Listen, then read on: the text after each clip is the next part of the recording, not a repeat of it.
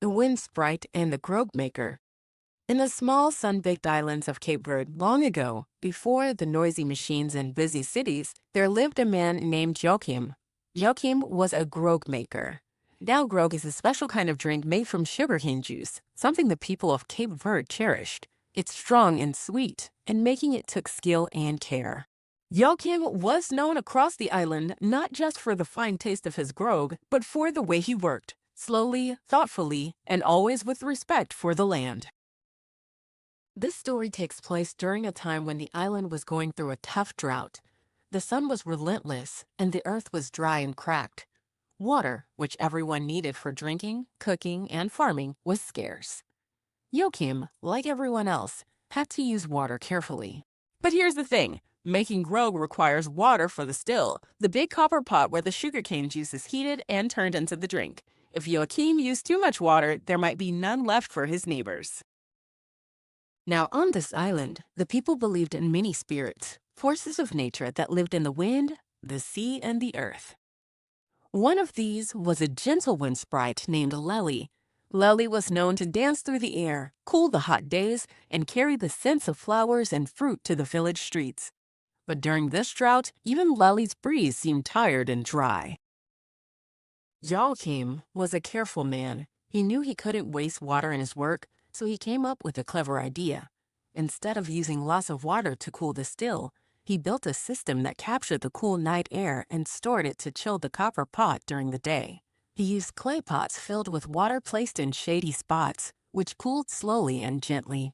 This way, he saved precious water and still made his grog just right. But the story doesn't end there. One hot afternoon, as Joachim worked near his still, Lely the wind sprite noticed the sweet rising vapors from the grog.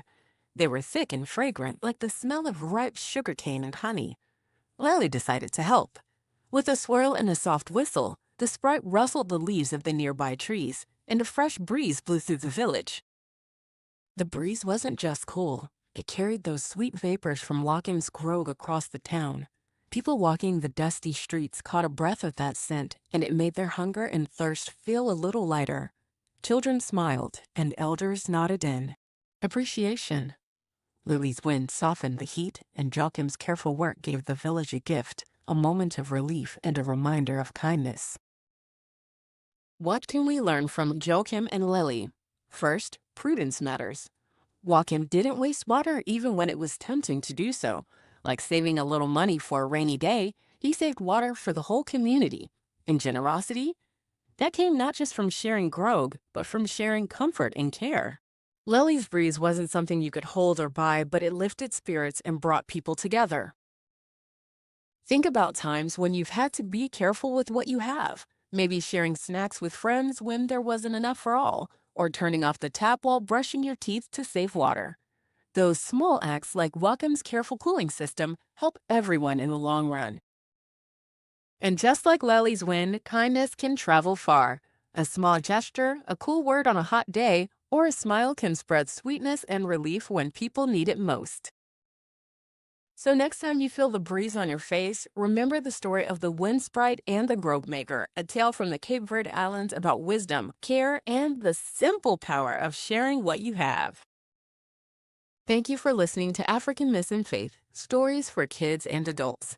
Until next time, may your days be cool and your hearts full.